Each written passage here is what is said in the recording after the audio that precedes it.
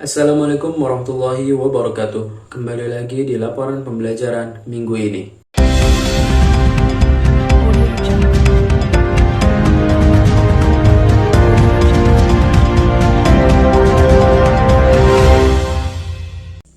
Selasa 26 November 2024, melanjutkan kembali pertemuan mata kuliah teknik reportase dan investigasi berita yang menjelaskan mengenai kondisi jurnalisme di Indonesia dan dunia, serta peran jurnalisme investigasi dalam masyarakat demokratis. Materi ini merupakan materi terakhir yang disampaikan oleh kelompok terakhir pada pertemuan mata kuliah teknik reportase dan investigasi berita. Materi ini disampaikan oleh Ludia Amanda Pratimi, Sekar Mayang, Sri Eva Syafitri, Salma Kausar Rizko, dan Ayu Lestari. Materi pertama mengenai kondisi jurnalisme di Indonesia. Di Indonesia, jurnalisme memiliki tantangan yang kompleks, terutama dalam hal independensi dan kredibilitas. Oligarki media salah satu faktor utama yang mempengaruhi jurnalisme di tanah air. Media besar yang kebanyakan dimiliki oleh konglomerat yang memiliki hubungan dekat dengan elit-elit politik.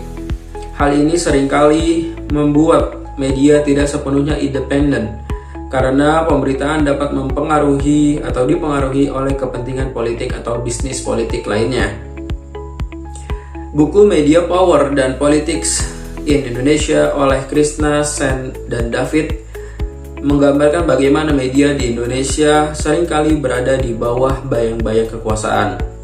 Selain itu, di era digital telah membawa perubahan besar pada landscape jurnalisme di Indonesia dengan meningkatnya penggunaan media sosial sebagai sumber utama berita. Masyarakat kini lebih mudah mendapatkan informasi, tetapi juga lebih rentan terhadap misinformasi dan disinformasi.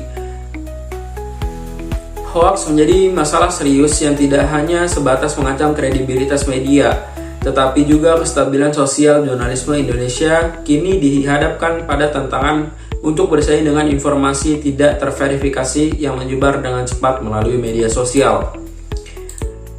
Tantangan lainnya adalah perlindungan terhadap kebebasan pers. Walaupun Indonesia memiliki undang-undang yang menjamin kebebasan pers, pada kenyataannya jurnalisme sering menghadapi intimidasi, ancaman, bahkan kekerasan fisik saat meliput isu-isu sensitif. Laporan dari Aliansi Jurnalisme Independen atau AJI menunjukkan bahwa serangan terhadap jurnalis masih cukup tinggi, terutama dalam isu-isu yang melibatkan kepentingan pemerintah atau korporasi besar. Namun demikian, terdapat juga perkembangan positif dalam jurnalisme di Indonesia. Banyak media alternatif dan komunitas jurnalisme independen yang berusaha menjaga kualitas berita terhadap demokrasi yang sehat. Media seperti Tirto ID, Mojok.co, dan Narasi telah menunjukkan bagaimana media dapat tetap kritis dan relevan dengan menyampaikan laporan yang mendalam dan berbasis data. Sedangkan kondisi jurnalisme di Indonesia secara global, jurnalisme juga menghadapi tantangan yang serupa, tetapi hanya saja dengan skala yang lebih besar. Salah satu masalah utama adalah meningkatnya tekanan terhadap kebebasan pers di berbagai negara. Di beberapa negara, kebebasan jurnalis untuk meliput berita dibatasi oleh sensor, ancaman, dan juga penahanan. Menurut laporan World Press Freedom Index yang dirilis oleh Reporters Without Borders atau RSF, banyak negara mengalami penurunan dalam indeks kebebasan pers, termasuk negara-negara demokrasi yang sebelumnya dianggap memiliki kebebasan pers. Selanjutnya membahas mengenai pengertian dan peran citizen journalism di Indonesia dan di dunia. Citizen journalism adalah jurnalis warga, yang dimana warga biasa dapat mengupload, mengunggah, dan melaporkan kejadian maupun informasi kepada media massa sebagai bentuk informasi dan juga berita. Dimana citizen journalism dapat didefinisikan sebagai praktik jurnalistik yang dilakukan oleh warga atau orang biasa, bukan wartawan profesional yang bekerja di sebuah media. Kehadiran blog dan media sosial menjadikan setiap orang dapat menjadi wartawan yang menyebarkan informasi sendiri kepada publik.